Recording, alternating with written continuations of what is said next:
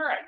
So now it's time for another topic. So we've spent a lot of the week learning a lot about sort of technical details of semiconductors and future of materials thereof. But one thing that's sort of equally important is to be able to make the case for why developing the materials, developing the technologies is important and worthwhile. And so it's my great pleasure that we have Heather Curran from Johns Hopkins Technology Ventures here with us today to tell us a little bit about that process. How do you make a case to support important research? Okay, and this is a really important thing that you have to do pretty much no matter what environment you land in. And so with that, yeah. Heather. Thank you, Tyrell. So I'm Heather Curran, and my slide topic, it doesn't, the last thing I did was the title, so I probably could have improved that. But yeah, I am here to hopefully give you guys some insight into strategies for choosing research that is translatable and getting what you need to actually move it out to the market space or, get as close as you can. So I am from the Johns Hopkins Tech Ventures. How many people here are familiar with that resource? No. Okay. But how many of you are familiar with your university's tech transfer offices? Yeah, well, I'm sorry you're not at Hopkins because Johns Hopkins Tech Ventures, or JHTV, is an amazing shop for tech transfer. The resources run the gamut from tech development, helping you to find money, all the way to starting a business. So if you ever license anything out of Johns Hopkins, come stop by. But I'm sure wherever you are, your university probably has a pretty good team as well. So I've been at Johns Hopkins Tech Ventures for 3 years, and my role is licensing. So there's a lot of things that go into getting a technology out to the market, but I just handle the licensing part, so the negotiating and finding the companies and things like that. But I do work with the team, and it's a broad team, as I said. The 25 years before that, I did the same thing at the Johns Hopkins Applied Physics Lab. So even though I have a biotech background, it still it startled me when I got the invitation to talk, and I knew it was semiconductor material research. I was like, oh gosh, immediately I panic.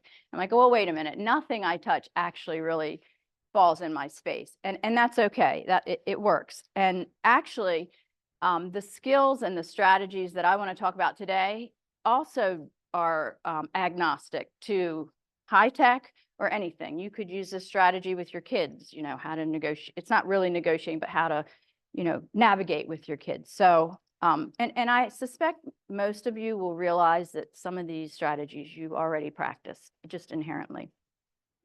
So, so then I calmed down. I was like, oh, I can do this.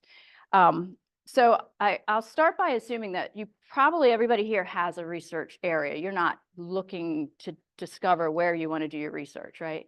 Okay, and so more important will be how to get on a trajectory that makes your research translatable or, important to someone other than just your lab, right? So good, that's a little bit easier. It's a little bit harder to start from scratch. So that's what I was assuming. I just wanted to check. So make sure I know how to do this. To kind of support my thesis that this strategy works across everything, I wanted to just point out a book. It's from 1939. It's Carnegie Mellon's. It used to be a famous book. It's probably, I'm dating myself. But one of the takeaways from the book is the key to influencing other people. So, the way, you influence people by talking to them about what they want and then show them how to get it. So they are your audience. That's who you need to understand. What they want is their problem. And then the solution is hopefully what you have or want to eventually have for them. So, so it's really important to understand that the user of your technology won't always be your audience, the person that you need to understand to get them to be interested in supporting you. You will also, though, have to understand your users when you get to the point that you understand, when your research gets far enough along that it's actually pointing to your user group. So those are three of the the tenets that I feel are really important. Know your audience, know the problem, and know your solution.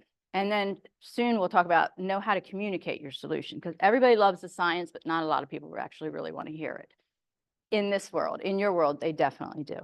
But the hardest part is the hardest thing to do is create the solution. I've never created any, so, but in this case, we want to create solutions that are pointing to a problem that industry would like to solve or the government would like to solve. Or so one of the problems we see a lot, and it's okay, is technologies will come in the door that are new and possibly useful. They weren't really thinking of a use. They were just trying to prove out something or, finish their PhD. So we often refer to that as it's a hammer looking for a nail. It's not, and part of our job is to try to help. What's another thing we could do with this? And it's a much harder path than if you're really focused on a problem and trying to address it. The other way we'll see that is with dual use technology. So something built to track drones. And then, that's, there's not a lot of, well, maybe there's a lot of market out there for that, but maybe we want to try to find other markets. You find out, oh, look, it can track your dog or, things like that. So it's not the end of the world if you weren't laser focused on the problem that you want to solve. But it's in your best interest to start trying to discover what else can my solution be important for, and and is it important enough that somebody's going to care? So if I extend that hammer, those are the three things: the audience, the problem, and then the solution. If I extend that kind of hammer idea, and also to even more, again, this knowing your audience, knowing the problem, knowing the solution extends across everything. And so we're obviously not talking about fish, right? So, but each audience, but even here, you can kind of get a sense that the audience wants and needs need to really be explored and understood. And this is really important when you want funding, whether you're getting it from the DoD or NIST or from the translational fundings that might be in your tech transfer office. You really need to know what their mission and what their goals are in extending those funds. The biggest mistake that I most often see is people aren't reading the requirements, and they're not really addressing what that funding organization wants to see. And they could have, they just kind of missed the mark. This will extend to when you have commercial partners. If you get into that situation, which is usually a good situation to get into, you'll want to know them. They're now your audience. What do they need? What do you have that's going to make them successful? And they're all different. So with chips, when I read through it, supply chain issues, if they're giving money, they're probably wanting to fix supply chain issues or improve materials, things like that. So you'll want to make sure you really target that, not only in your proposals, but in your research, making sure, and as much as you can. I mean, you can't do magic, right? Your research is what it is. But so a more relevant, I think, example would be, has anybody seen this movie? You certainly know the history, but I mean, this is a great example of, I mean, he had to know that audience because they were very difficult to work with, and having worked with the government, I get it. And he had to learn how to talk to them, and I thought they did a great job in the movie, really showing that tension.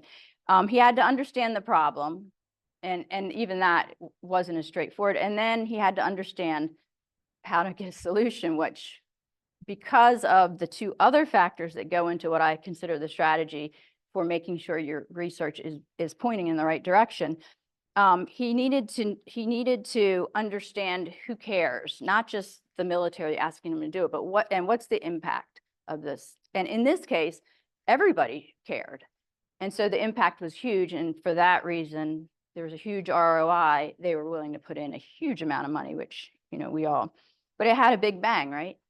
Get it? That's a terrible joke, sorry. And the other thing that's really important in the, considering being very pointed towards your solution, even if the original path doesn't work out, which it's research, that happens, because you have that focus, most of the time there is something that can come out of it. And in the case, obviously we know that the research done there was foundational for a lot of other research that's ongoing now. So these are what I think are the most important things. What are your different audiences and how do you talk to them? What's the problem? Who cares? And that's part of the problem. What's the pain they're feeling? And then what's your solution and what's the value of it? Is it just an add-on? Is it just a different way, not necessarily better, or it's just different?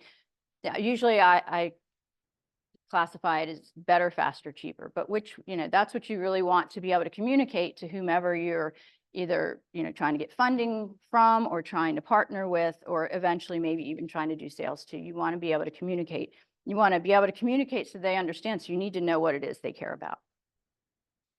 So if there's any, whoops, should I do twice? If there's any questions, just, I think it's a little inherent.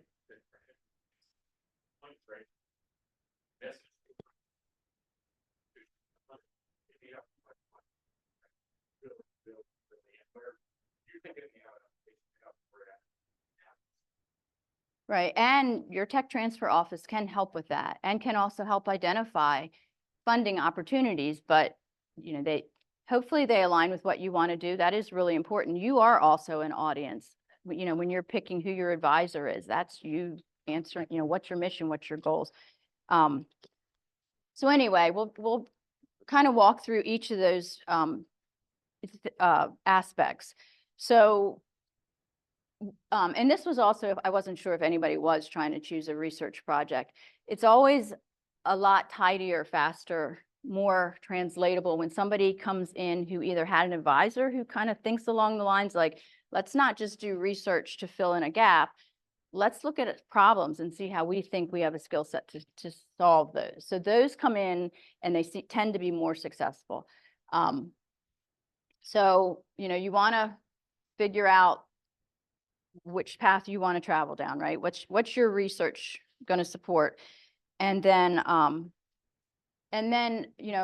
you also want to make sure that I mentioned you should read what it asked. What do they want? What are their drivers? So Maryland TEDCO, I don't know if you're in the Maryland area, but Maryland TEDCO is an economic development organization in the state of Maryland, and their goal is to increase the tax base. They want Maryland startups, and they want translational. They love basic research, but they're never going to fund it. They want to know how it's going to turn into something that's revenue generating. So, so if you submit an application or a proposal that says something other than that, you probably won't get funded.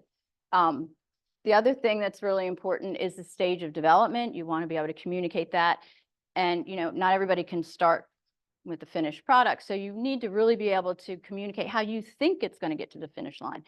Nobody's going to come back later and be like, well, you were wrong. That didn't work, because that's research, right? So, but you at least need to have a vision for how, in the best case scenario, you think it could get to the finish line.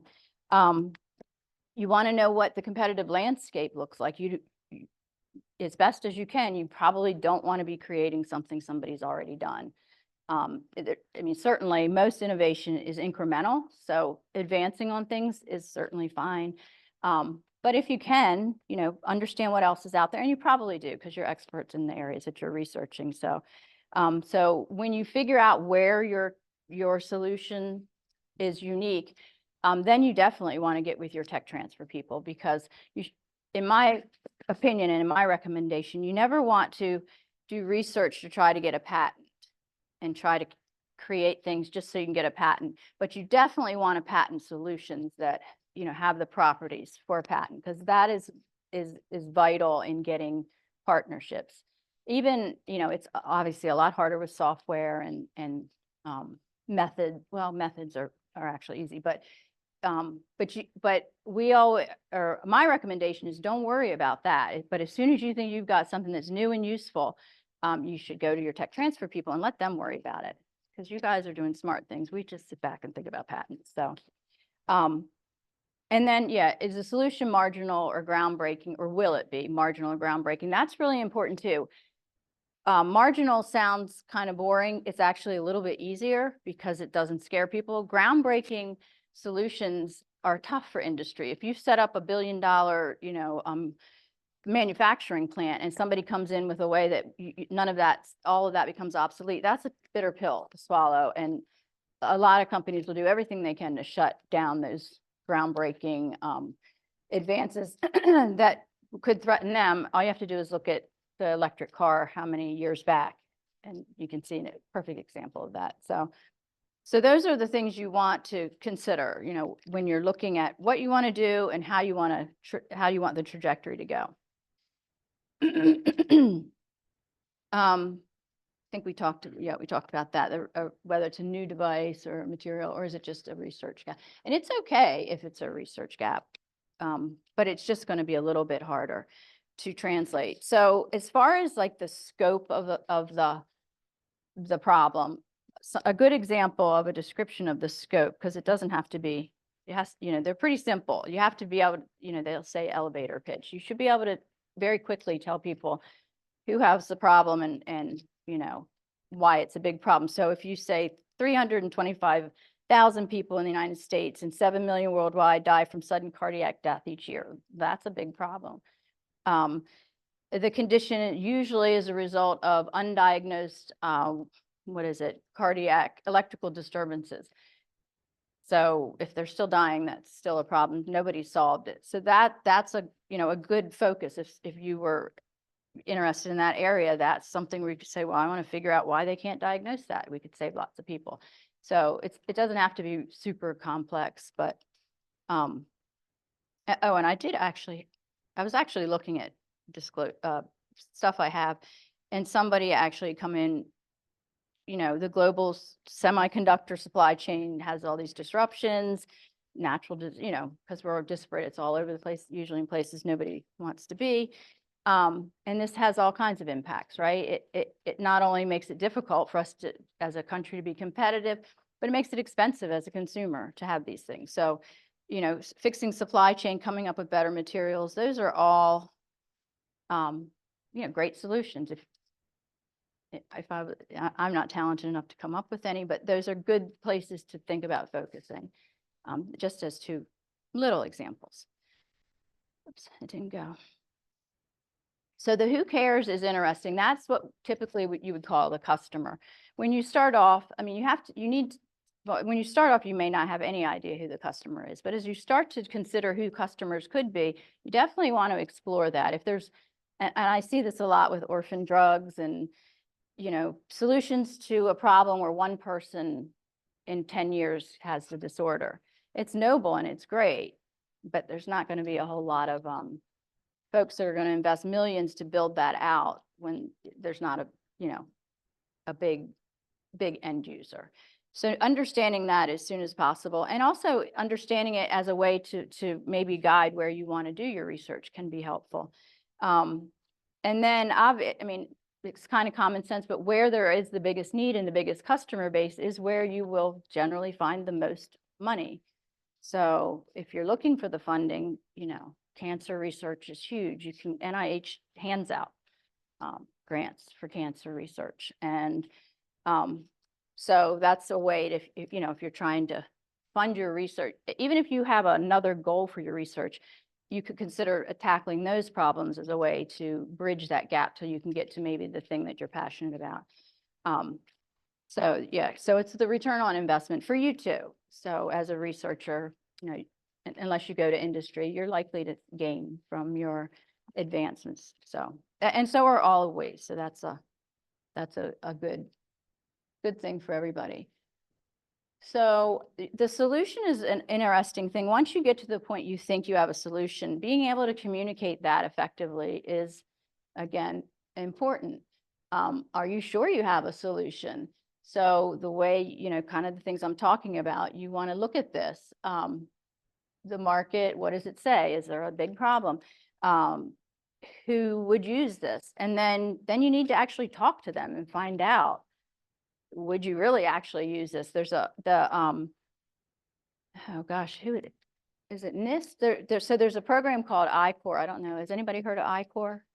You have? Okay. So that's a exercise really where you're forced to go out and do customer discovery and ask,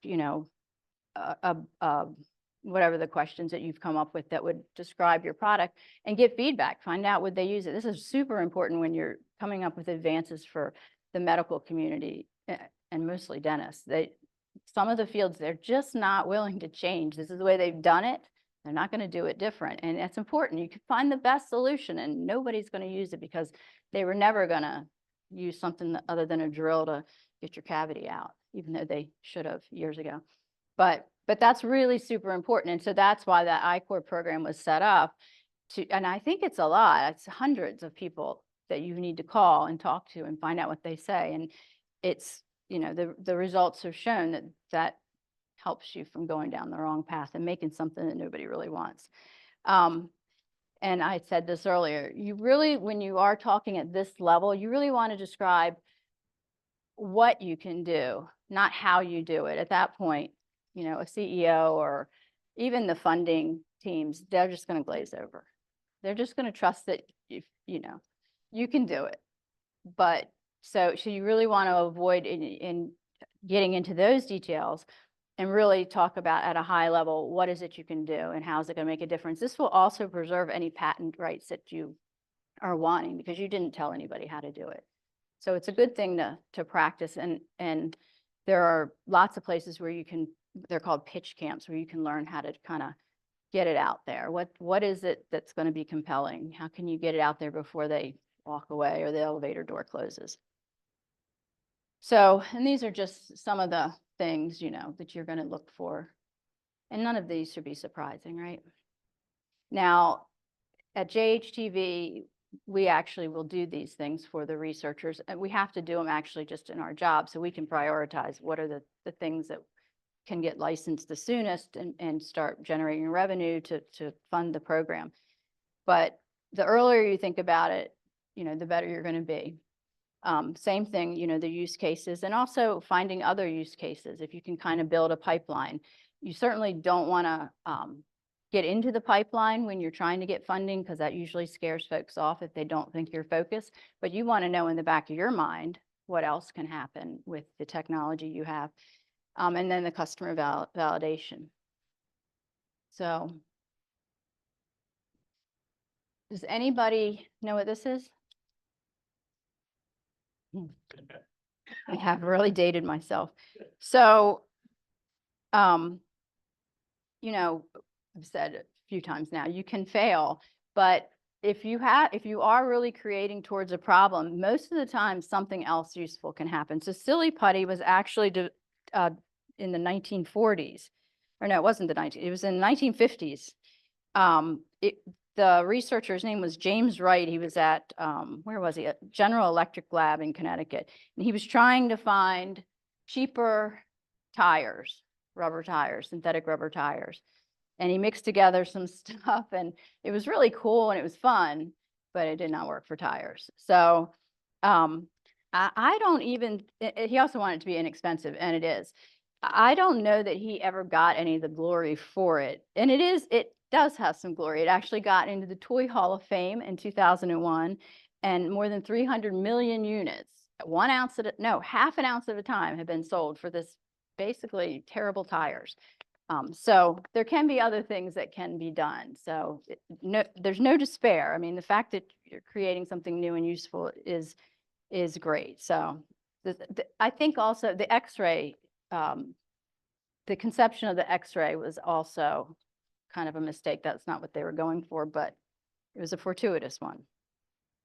So then the last thing, this is kind of a cautionary tale I wanted to leave you with was a story about what can happen if you don't pursue partnering and getting things out to the market space.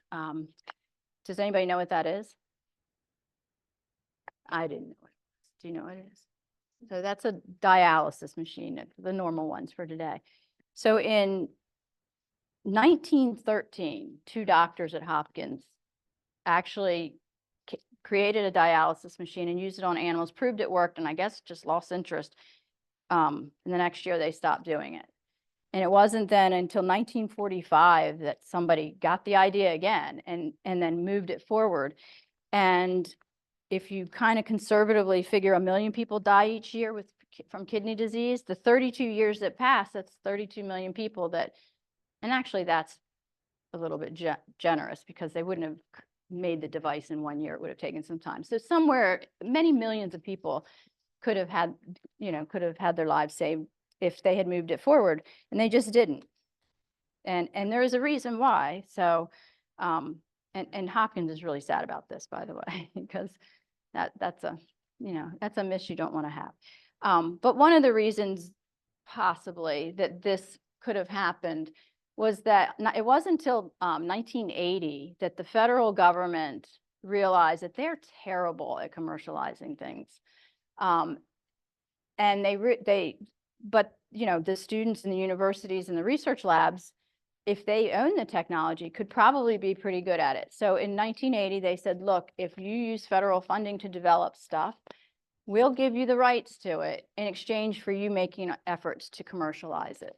So if that had been in place, maybe those two doctors wouldn't have missed out on the dialysis machine, but that is in place now. So, it's kind of a bargain we make with the government. We own it, even though they paid for it. But what they want us to do, and offices like mine, or I mean, you could be independent in a lab. If you got federal funding, you would have an obligation to do this. You have to try to protect it, and then you have to make efforts to get it out to the commercial sector. So, and it's been a successful program. That was the beginning of tech transfer. And I don't want to brag on Hopkins, but they have a really good program. So, so that was really all I had. So, yeah. Any questions? Thank you, Heather. Yep.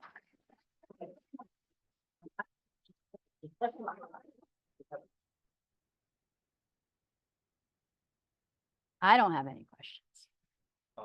Maybe this question came out in some kind of but you said like when we work on ideas, like we should kind of try to find to the audience, but and also you should care about people who's going to fund you. But for example, in the past, if you consider the work of Professor Curran, like who recently got a Nobel Prize for mRNA. At that time, no one really cared about mRNA vaccines and funding that one. So if you really kind of have such situations, and mRNA technology, the idea she had was very impactful, and now it's changed everything. But at that time, right, she was applying to different types of funds, and no one really funded that. So what? We needed a good outbreak of COVID, right? It would have helped her. But yeah, no, that really does happen. I made decisions to file patents more than 20 years ago on quantum computing technology.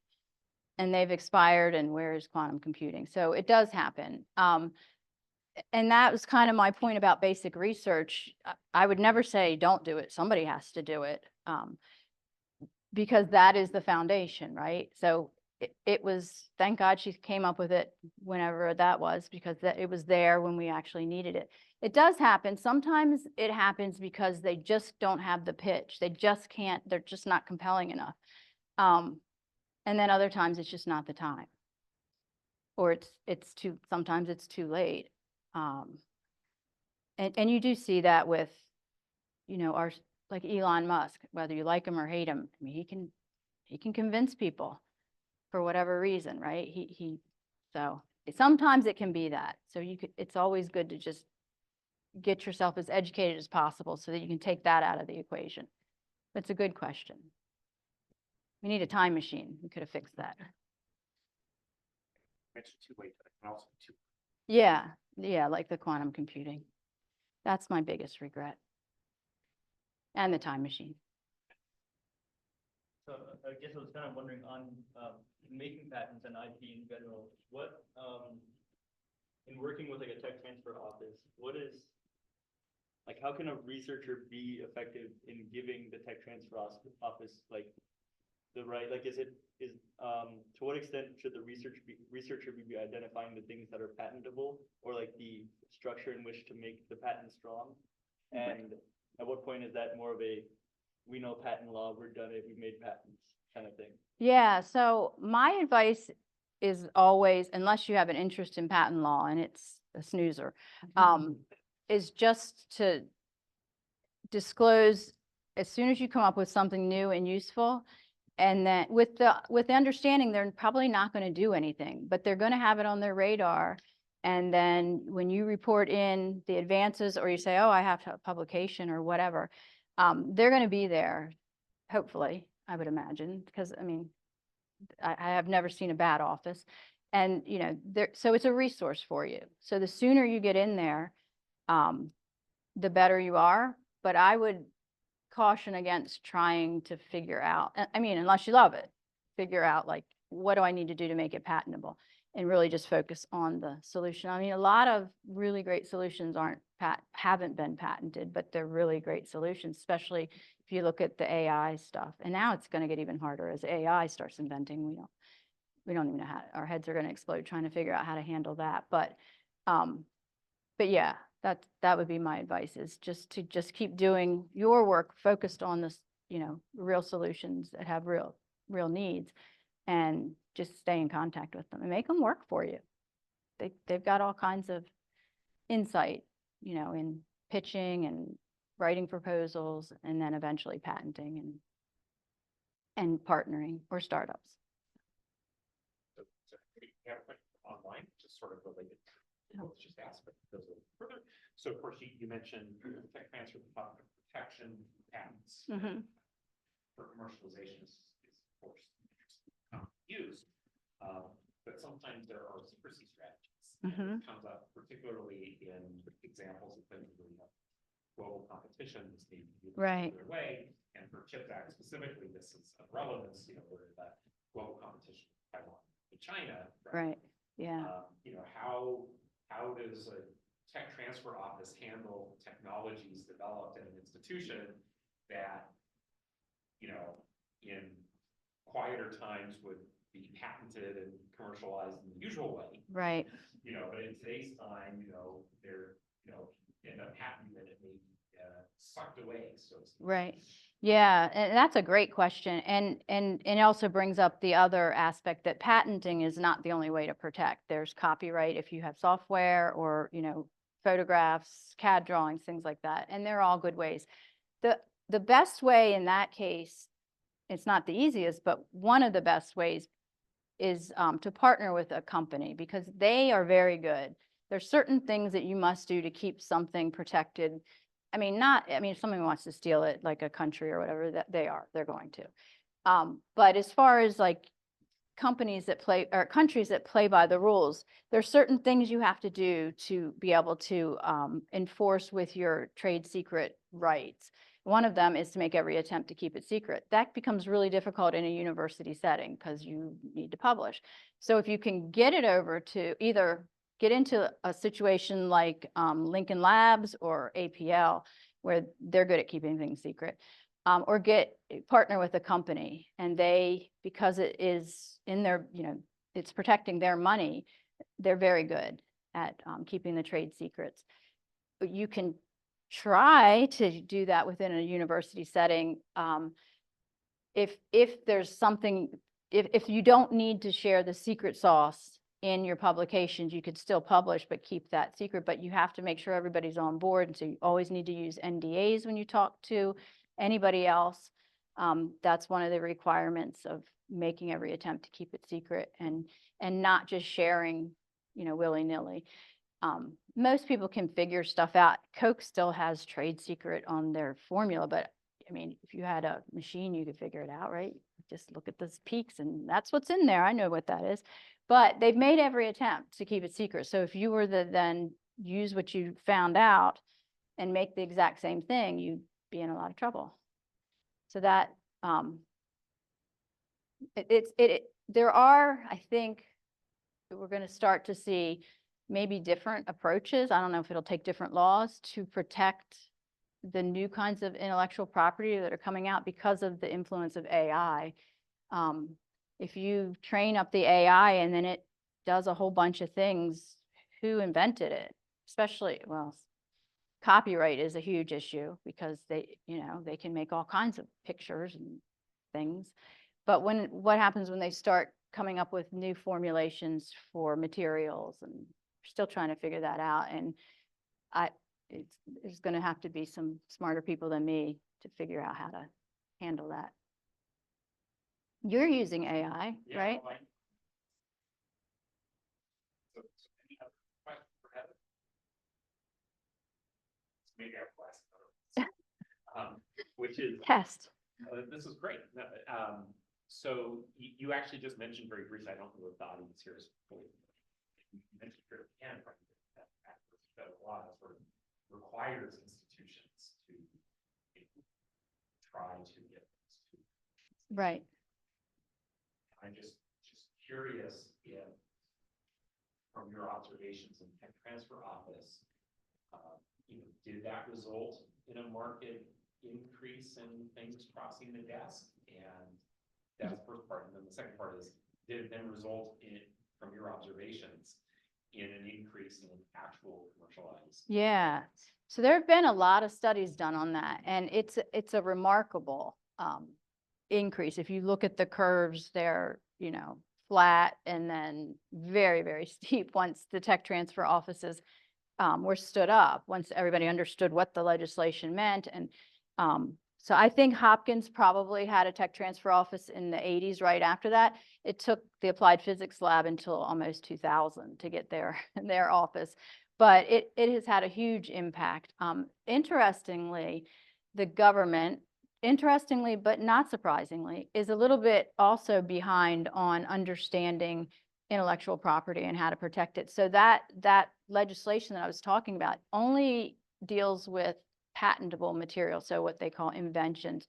It doesn't deal with copyright software and all of the very valuable other things. So all of the processes and the reporting you have to do is only with patented IP.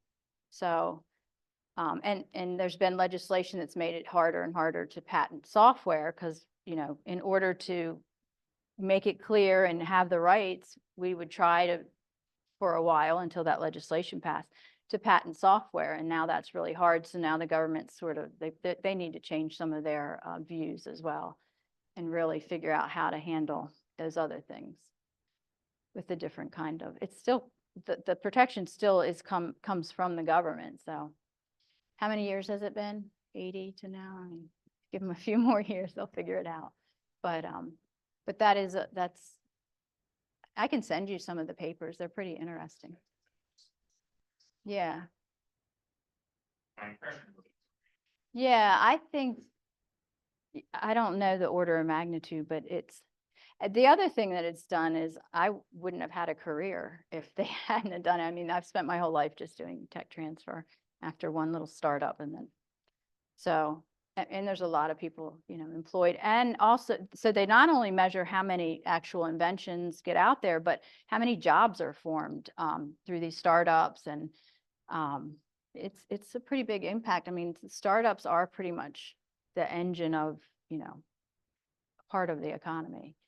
And they definitely have a huge, impact on the bigger companies. The bigger companies, especially these days, it hasn't always been like this, but these days, they've become much leaner, and they don't have big, the Bell Labs of the day are gone. They don't have big research labs. They're and they're stodgy, they're slow, they get their budget set for 5 years, so they're not going to move away from that. It's very hard to get their attention. But startups are fast, agile, they're working with small, labs, but they're getting a lot done. And so what big companies like to do now is just buy those startups once they've, gotten to a place where they've de-risked the technology enough. And they usually the people usually will go with them if they want. Usually they don't want to be part of a big company. They want to go back to the fast, fun, cool, creative stuff. But that has been a strategy that's caught on more and more over, I'd say, the last decade, as they started closing down the big research spaces. So that's a bigger role for universities then too, because we still have research space. So.